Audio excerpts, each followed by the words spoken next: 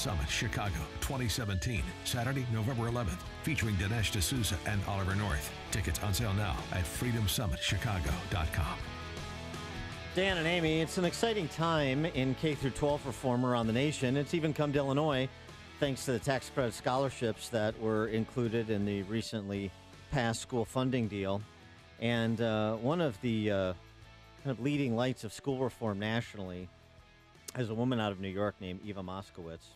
She's the founder of the Success Academy Charter Schools. She's been described by Randy Weingarten as this way. I've never experienced Star Chamber hearings the way her hearings went, and they were so biased and so one-sided. If Randy Weingarten's offended, she's, of course, the American Federation for Teachers union boss. If she's offended, that means you're doing something right. Ms. Moskowitz had a piece in the Wall Street Journal last month that we mentioned on this show, talking about the success of Success Academy Charter Schools and what's happening with school choice in New York. The highest performing charter schools, she wrote, like Success Academy, have actually reversed the achievement gap. Black and Hispanic students from Central Harlem's 7 Success Academy schools outperform white students across the city by 33 points in math and 21 points in reading in the city test. Low-income students outperform the city's affluent students by 38 and 24 points in math and reading, respectively.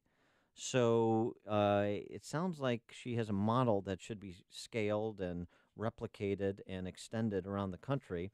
And she's got a new book out, her memoir, The Education of Eva Moskowitz, which details her fights and successes and travails in the school reform movement and founding and operating these Success Academy charter schools. And we're pleased to be joined now by Eva Moskowitz. Ms. Moskowitz, thanks so much for joining us. Appreciate it. Thanks for having me. So you give us some of the success I just mentioned from your Wall Street Journal op-ed, but give us a little bit of the backstory, how you went from zero to founding these schools and then to the success they're starting to throw off in terms of the outcomes for students. Sure. Well, we opened our first Success Academy in 2006 in August, and today we nearly have 50 schools educating 15,500 students K to 12. So we're the fastest growing public charter network in the country. And we are in the state of New York, the 7th largest school district in the state of New York. And we are number 1 in terms of student achievement. So we have outperformed the affluent, wealthy suburbs. We have outperformed many of the gifted and talented schools, and we are a random lottery, non-selective set of schools that mostly serve poor Black and brown kids. So what's the secret sauce? Well, the secret sauce is kind of basic and old-fashioned. One is really hard work. We literally wear out a lot of shoe leather working with kids. We have a longer school day and, of course, a longer school year. The secret sauce is also rigor. We believe in academic rigor, and we think one of the ways American public education has gone wrong is that the content has been dumbed down. And if you ask low-level questions, you will get low-level answers. And so we are very, very rigorous, and we look at some of the international standards. So what kids are doing around the world in 3rd grade, for example, most American schools do in 5th and 6th grade. And so we take a much, much higher level of content and curriculum than most public schools do. I would say the third thing is we don't believe that just because parents are poor or less affluent means that they don't have to be involved in their kids' education. And so we work with parents that have very high levels of parental investment, and it takes a lot of work. But we don't think we can educate kids by doing bypass surgery with parents. We have to involve them. All right, so how do you get them involved? Well, we call them when they're late to school. Okay. If they sign the homework and the homework hasn't been done, then we have a meeting. But we also have an open door policy. So any parent can come to the school for 30 minutes without an appointment and walk into any classroom. Really? And they can really see what their kid is learning and doing and how well the school is being run. We also have a lot of events that are oriented towards parents to help them help their kids. So in high school, for example, we do a lot of workshops on filling out your financial aid form and the whole college admissions process. We really see parents as partners in this work. There's an interesting study recently from the Fordham Institute about absenteeism, not the kids, the teachers. Sort of an underreported consideration.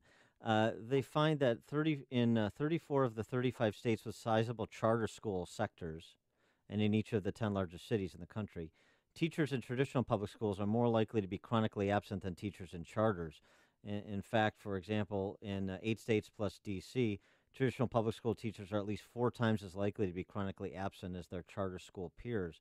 So, I mean, as we look at absenteeism among students and we look at absenteeism among parents, and those are legitimate issues too, which you're obviously trying to address with your students. But what about that in competition for the presence of teachers so that those parents and others who want to access teachers on a regular basis can? Is that a legitimate issue to raise?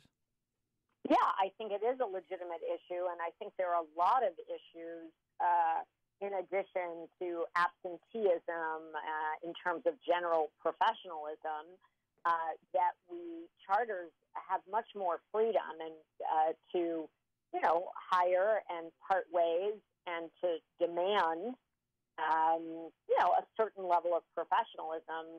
In the New York City school system, you can't even have, for example, a no-gene policy for teachers.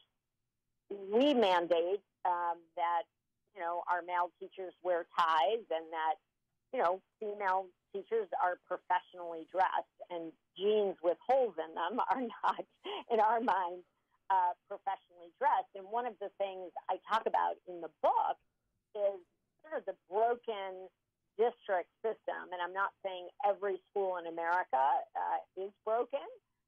There are affluent school districts that tend to be highly functioning, but most large districts or most districts serving poor kids and families, they're broken, and it's really, really hard to fix a broken system.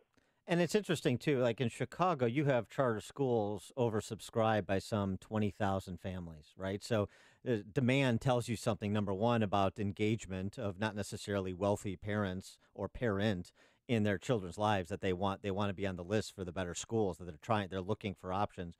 And number two, it says something about it's a commentary on the local public school system. And I wonder in New York City, because it was so profiled in the great documentary Waiting for Superman, the Dance of the Lemons, the New York City rubber rooms for bad teachers who were disciplined, couldn't be in the classroom but couldn't be fired. Has all that contributed to the success of Success Academies and the demand for charter schools like yours? Yeah, we had, as I document in the book, we had last year, for example, 17,000 parents apply, and we only had 3,000 seats. So we turned 28,000 parents away, and those parents love their kids as much as the parents of the kids who got in by random lottery. In bad schools, anyone who can escape tries to, either by moving to a more affluent area where the schools are better, or sending your kids, gathering the modest amount of money you need to send your kids to parochial school, or going to a public charter school if you're lucky enough to get in. And it's just a shame. In New York City, again, that's my kind of hometown, we spend $31 billion every year, even though 90% of the schools do not meet basic reading and math standards. Wow. So that means there are only 10% of the schools that most people would want to go to. So you have 50 charter schools now in New York City and different boroughs. Are you going to be expanding soon? Well, we are very focused on serving the kids that we have started to educate. So I only have 2 high schools, but I have 12,000 kids in elementary school. And so I'm going to need to create middle schools for those kids and then high schools. And so I can't really think about other cities until I take care of my own. What's been your experience with the teachers union and the institutional politicians in the city? Oh, it's very bad, my experience. I imagine.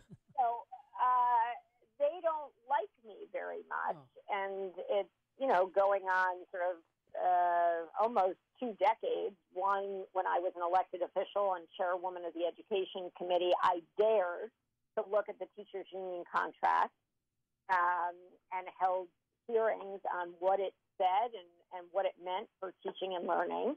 And I found it to be not conducive to running great schools.